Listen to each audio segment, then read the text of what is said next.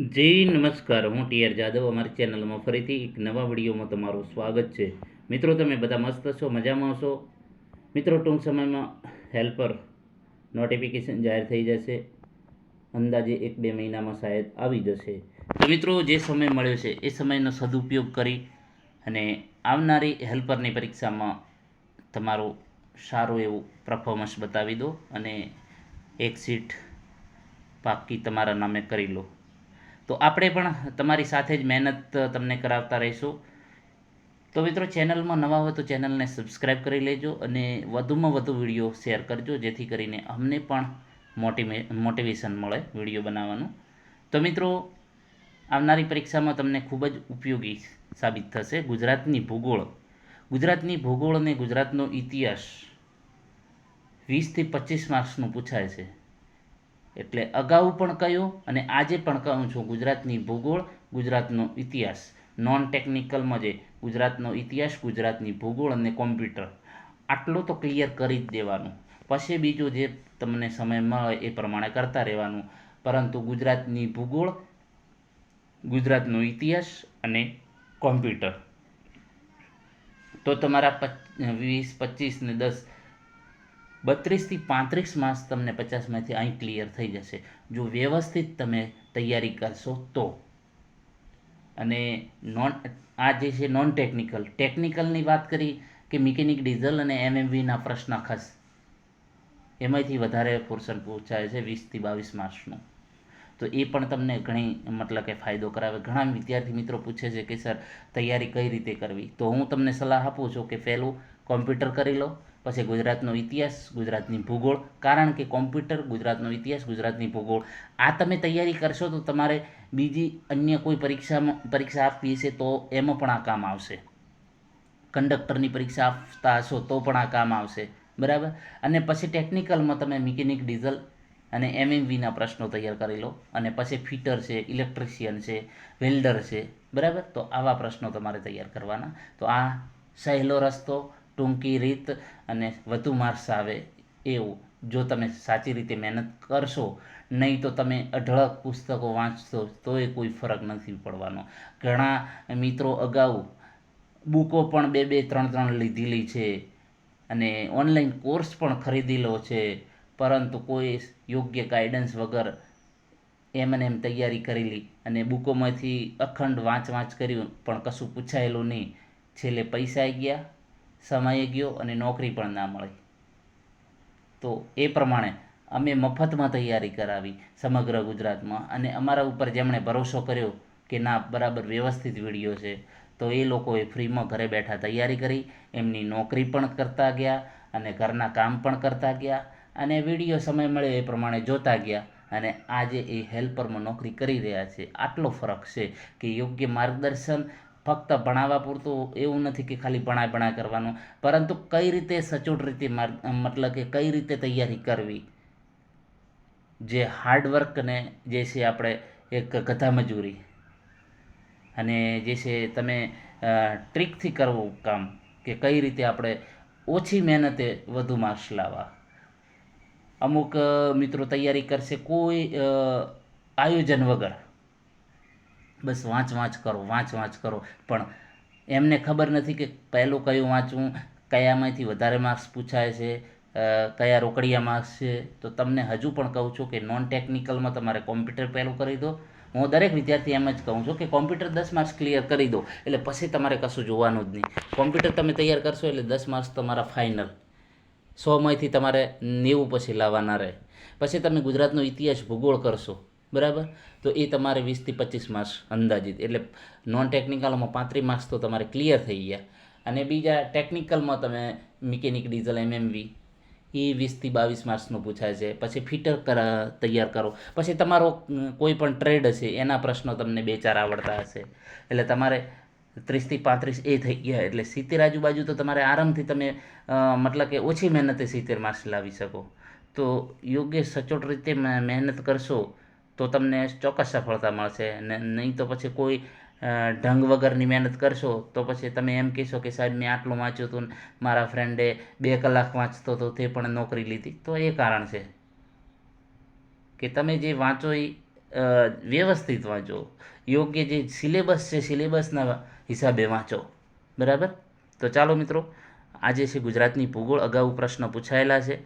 TR education અમારી channel જો subscribe કરવાની બાકી હોય તો કરી લેજો સબસ્ક્રાઈબ. અને ટીઆર એજ્યુકેશન અપડેટ એ અમારી ટેલિગ્રામ ચેનલ છે, બરાબર. અહીં લખવામાં ભૂલ થઈ ગઈ છે. આ ટેલિગ્રામ ચેનલ અમારી ટીઆર એજ્યુકેશન અપડેટ છે અને આ યુટ્યુબ ચેનલ છે, બરાબર. હવે પ્રથમ નંબરનો પ્રશ્ન, ગુજરાતનો કુલ ભૌગોલિક વિસ્તાર કેટલો છે? તો 1,96,024 ચોરસ કિલોમીટર, 1,86,024 કિલોમીટર, 2,96,024 ચોરસ કિલોમીટર, 1,76,024 કિલોમીટર. તો તેનો સાચો જવાબ છે ઓપ્શન એ. તો આ ટાઈપના પ્રશ્નો પણ મિત્રો પૂછાતા હોય છે. એના પછી સર્વે ઓફ ઇન્ડિયાના લેટેસ્ટ ડેટા મુજબ ગુજરાતનો દરિયાકાંઠો હવે સત્તાવાર કેટલો થયો છે?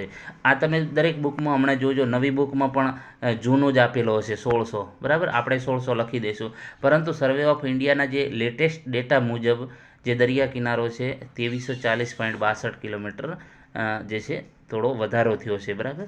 તો એ પ્રમાણે તમારે ખાસ ધ્યાન રાખવું પડશે, કેમ કે જે તમે બુકો હશે બુકોમાં જે છે 1600 કિલોમીટર જ દર્શાવેલો છે.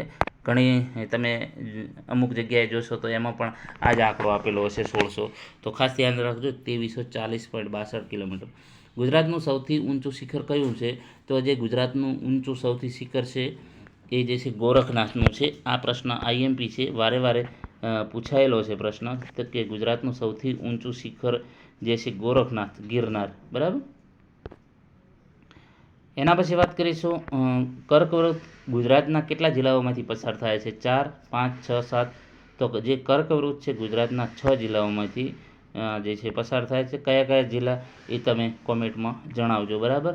તો એ પણ પરીક્ષામાં પૂછાય છે કે કયા કયા જિલ્લા, અથવા તો એવું આવેલા પ્રશ્ન એવો આવે કે આમાં કયામાંથી કર્કવૃત પસાર થતું નથી, અથવા તો કયામાંથી કર્કવૃત પસાર થાય છે. જિલ્લાના તમને નામ આપેલા હોય છે, તો એ તમને કોમેન્ટ બોક્સમાં 6 જિલ્લાના નામ જણાવજો. એના પછી વાત કરીશું, ગુજરાતના વિસ્તારની દ્રષ્ટિએ સૌથી મોટો જિલ્લો કયો? બનાસકાંઠા, કચ્છ, અમદાવાદ, જામનગર. તો વિસ્તારની દ્રષ્ટિએ સૌથી મોટો જે કચ્છ છે. નર્મદા નદીનું ઉદ્ગમ સ્થાન કયું છે? હિમાલય, સહ્યાદ્રી, બ્રહ્મગીરી, અમરકંટક. તો અમરકંટક નર્મદા નદીનું ઉદ્ગમ, બરાબર, જ્યાંથી ઉદ્ભવ થાય છે એ અમરકંટક. નળ સરોવર પક્ષી અભયારણ્ય કયા જિલ્લામાં આવેલું છે? તો નળ સરોવર પક્ષી અભયારણ્ય કયા જિલ્લામાં આવેલું છે? રાજકોટ, અમદાવાદ, સુરેન્દ્રનગર, ભાવનગર, જામનગર. તો નળ સરોવર પક્ષી અભયારણ્ય જે છે એ અમદાવાદ, સુરેન્દ્રનગરમાં આવેલું છે. સૌરાષ્ટ્રની સૌથી લાંબી નદી કઈ છે? શેત્રુંજી, ભાદર, મચ્છુ, કેલો. તો સૌરાષ્ટ્રની સૌથી લાંબી નદી છે ભાદર, બરાબર. તો મિત્રો, આવા પ્રશ્નો વારે વારે પૂછાતા હોય છે.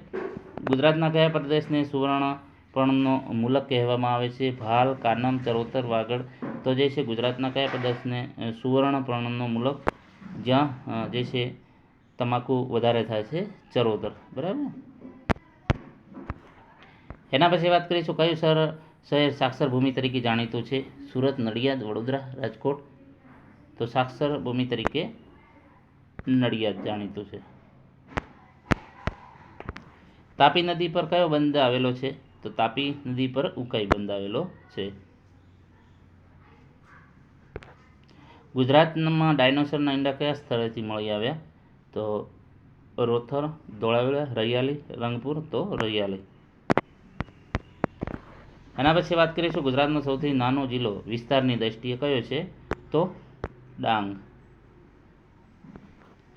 વારે વારે આ પ્રશ્ન પૂછાતા હોય છે. કચ્છના નાના રણમાં કયું પ્રાણી જોવા મળે છે? સિંહ, વાઘ, ઘુડખર, રીંછ. તો તેનો સાચો જવાબ છે ઘુડખર.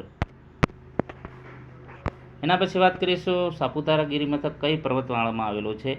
વિંધ્યાચલ, અરવલ્લી, સહ્યાદ્રી, સાતપુડા. તો સહ્યાદ્રી. ગુજરાતમાં સૌથી વધુ વરસાદ કયા સ્થળે પડે છે? વલસાડ, કપરાડા, ડાંગ, જુનાગઢ. તો કપરાડા. તારંગા પર્વત કયા જિલ્લામાં છે? સાબરકાંઠા, મહેસાણા, બનાસકાંઠા, અરવલ્લી. તો મહેસાણા. એના પછી ગુજરાતનું કયું બંદર કેમિકલ પોર્ટ તરીકે ઓળખવામાં આવે છે? કંડલા, હજીરા, દહેજ, પીપા. તો તેનો સાચો જવાબ છે દહેજ. બનાસ નદીનું ઉદ્ગમ સ્થાન કયું છે? રાજસ્થાન, મધ્યપ્રદેશ, મહારાષ્ટ્ર, ગુજરાત. તો રાજસ્થાન, અરવલ્લી. એના પછી વાત કરીશું, ચોટીલા ડુંગર પર કયું પ્રસિદ્ધ મંદિર આવેલું છે? અંબાજી, બહુધરાજી, ચામુંડા માતા, આશાપુરા માતા. તો ચામુંડા માતા. મહી નદી પર કયો ડેમ આવેલો છે? ઉકાઈ, ધરોઈ, કડાણા, પાનમ. તો કડાણા. એના પછી વાત કરીશું, ગુજરાતમાં અકીક ઉદ્યોગ કયા શહેરમાં વિકસ્યો છે? સુરત, મોરબી, ખંભાત, જામનગર. તો ખંભાતમાં. વૌઠા પાસે કેટલી નદીઓનો સંગમ થાય છે? વૌઠા પાસે 7 નદીઓનો સંગમ થાય છે. આ પ્રશ્ન વારે વારે પૂછાયેલો છે, અને કઈ કઈ નદીઓ એ પણ કોમેન્ટમાં જણાવજો. ગિરનાર પર્વત કયા રાજાએ સુદર્શન તળાવ બંધાવ્યું હતું? ગિરનાર પર્વત પર કયા રાજાએ સુદર્શન તળાવ બંધાવ્યું હતું? તો તેનો સાચો જવાબ છે ચંદ્રગુપ્ત મૌર્ય. એના પછી વાત કરીશું, ગુજરાતની કઈ નદી પર સરદાર સરોવર યોજના આવેલી છે? તો આ દરેકને ખબર જ છે, નર્મદા નદી પર. તો મિત્રો, આવા જે છે પ્રશ્નો, ગુજરાતના ઇતિહાસ સહેલા પ્રશ્નો પણ પૂછાય છે, અમુક હાર્ડ પણ પૂછાય છે. જે અલગ અલગ પ્રશ્નો હોય છે એ પ્રમાણે આપણે નવા વિડીયો તમને મોકલતા રહીશું, બનાવતા રહીશું. આવનારી પરીક્ષામાં તમને ખૂબ જ ઉપયોગી સાબિત થશે. તો મિત્રો, વધુમાં વધુ વિડીયો શેર કરો. જો ચેનલમાં નવા હોય તો ચેનલને સબસ્ક્રાઈબ કરી લો. આવનારી પરીક્ષામાં તમને 100% ઉપયોગી સાબિત થશે. વધુ વિડીયોને લાઈક અને શેર કરતા રહો, જેથી કરીને બીજા વિદ્યાર્થીઓને પણ આનો લાભ મળે. આભાર.